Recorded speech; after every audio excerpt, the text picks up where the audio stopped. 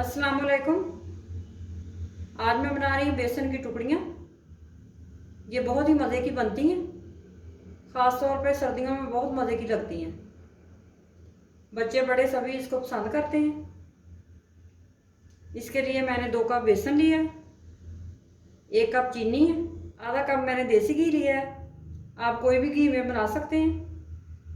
ये थोड़े से बादाम है मेरे पास गार्निश के लिए। 1/4 कप पानी है। सबसे पहले मैं चाशनी तैयार करूंगी। 1/4 कप पानी और 1 कप चीनी। इसको हल्की आग पे मेल्ट करेंगे। चीनी को तेज आग पे नहीं करना, हल्की आग रखनी है।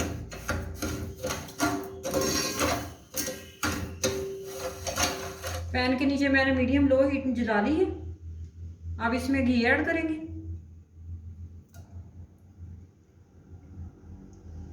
घी को मेल्ट होने देंगे। घी हमारा मेल्ट हो चुका है।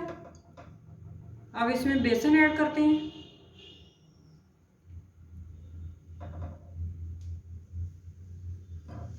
और इसको घी में अच्छी तरह मिक्स करेंगे। बेसन को अच्छी तरह भून लेंगे खुशबू आने तक। इसको हल्की आग पे भूनना है, आग तेज नहीं करनी।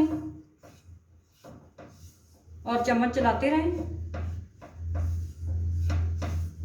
बेसन को भूनते हुए मुझे 5 मिनट हो चुके हैं। बेसन इस तरह से गीला गीला हो गया। अगर आपको घी कम लगे तो आप 2-3 चम्मच और भी ऐड कर सकते हैं। अभी ये पका नहीं है, अभी मैं इसको भून रही हूँ। 10 से 15 मिनट लगेंगे भूनते हुए। बेसन को मुझे भूनते हुए 10 से 15 मिनट हो चुके हैं। इसकी खुशबू आने लग गई है बहुत अच्छी सी, कलर भी चेंज हो गया। अब इसमें चाशनी ऐड करते हैं और इसकी आग में बंद कर देती हूँ। चाशनी डालते हैं और इसको मिक्स करते जाएंगे।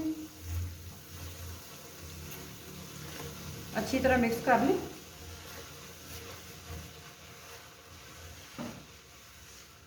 ये देखें कैसे फूल रहा है चाशनी से। चाशनी आपकी गर्म होनी चाहिए अच्छी तरह। अब इसको मैं मोल्ड में डालती हूँ। इसको मोल्ड के अंदर डाल लेते हैं अच्छी तरह साफ करके। अब इसको सेट कर लेते हैं मोल्ड को थोड़ा सा। इस तरह से सेट कर लेंगे। अब ऊपर कटे हुए बादाम डाल देंगे। आप कोई भी ड्राई फ्रूट डाल सकते हैं ऊपर। आप चम्मच की मदद से इसको हल्का हल्का दबा देंगे। अब इसको ठंडा होने देंगे 10 मिनट तक। फिर इसकी टुकड़ियां काटेंगे। 10 मिनट हो चुके हैं। अब बेसन की टुकड़ियां बनाते हैं। अब इसको इस तरह से काट लेंगे। आपको जिस तरह पसंद है आप काट सकते हैं। एक साइड से मैंने काट ली है, अब दूसरी साइड से काटते हैं।